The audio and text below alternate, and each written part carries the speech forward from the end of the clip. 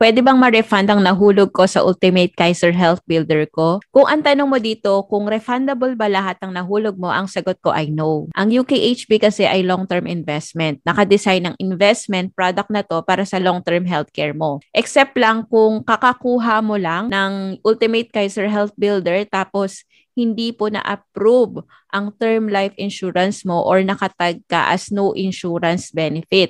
Tapos you decided na hindi na ituloy, wag na ituloy yung application mo.